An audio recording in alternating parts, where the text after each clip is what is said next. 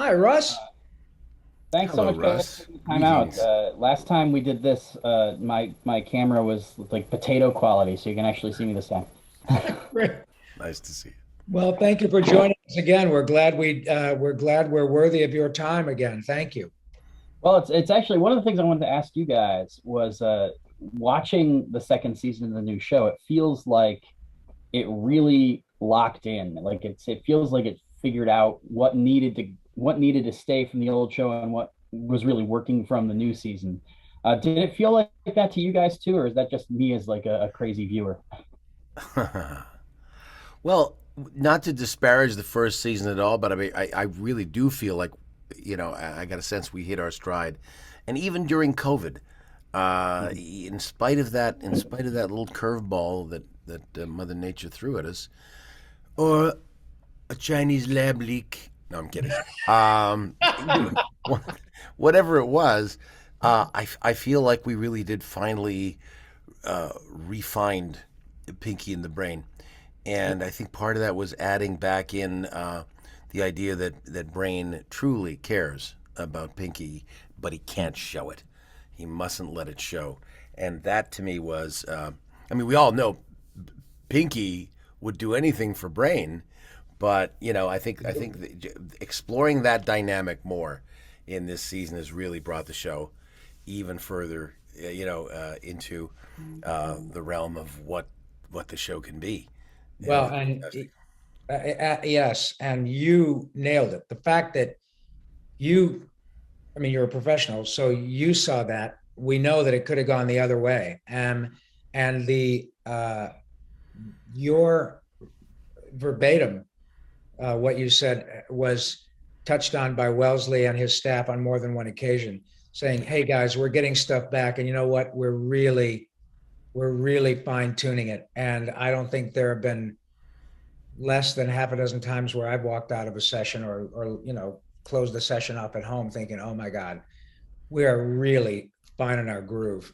And so I'm glad that you noticed that we responded the same way to one another. So great. That makes me feel very happy. Well, one of the things I asked the other team about is there are kind of theme episodes in the newer version that were less common in the old days. Yeah. Uh, have you guys had a favorite one of those, or is that been something you've enjoyed kind of getting to lock into as something that plays throughout all three segments? I like, I really got a kick out of the one where we were referencing, hopefully respectfully, old sitcoms, Yeah, where we kind of embodied that and the number of times that we'd be reading and I go, "Oh my God, this is so great." And saying, who's going to get this of the, quote, not quote, but of our kid audience. And it doesn't matter. it It's doesn't matter because funny is it's funny. funny. And so that's one that really just grabbed me right by the soul. I love that episode. As someone who falls asleep every night with Cheers running in the background, I agree wholeheartedly. Thank you, man. I'm glad you dug that. It's That a that great that's a nightlight. really good one. Yep. Uh, Maurice, I should ask you because of your shirt. Yes. If they ever asked you to do some more of that, if they ever asked you to come back to Oh, Ghostbusters, are you would you kidding jump on me? it? In a New York second, I would love to get back to work with Arsenio again, and Dave Coulier and Frank Welker.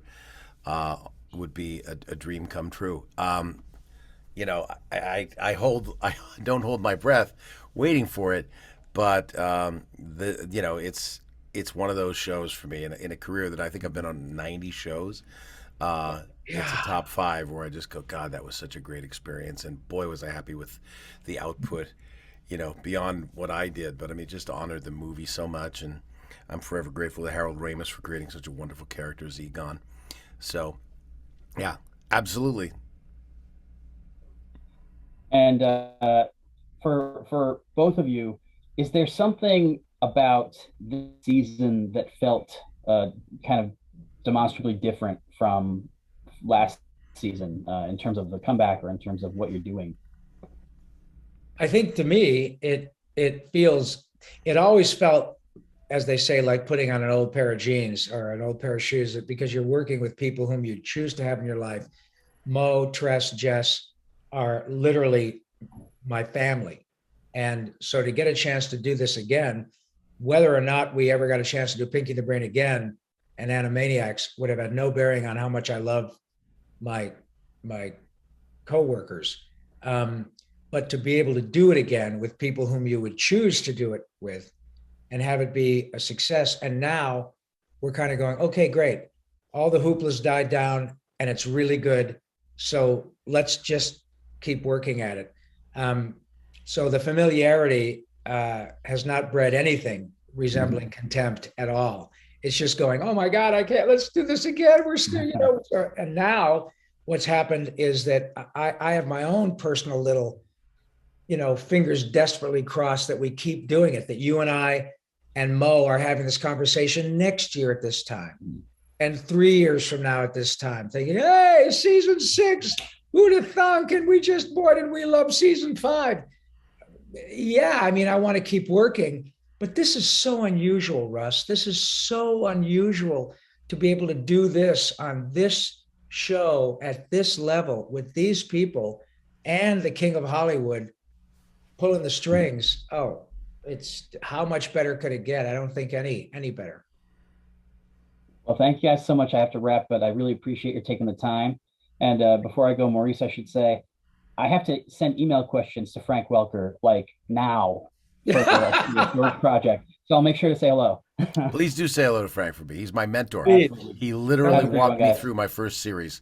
Inspector Gadget and taught me everything I know. Great guy. Yes. Please send him our love. We love Frankie. Absolutely will. Thank you, Thanks, guys. Russ.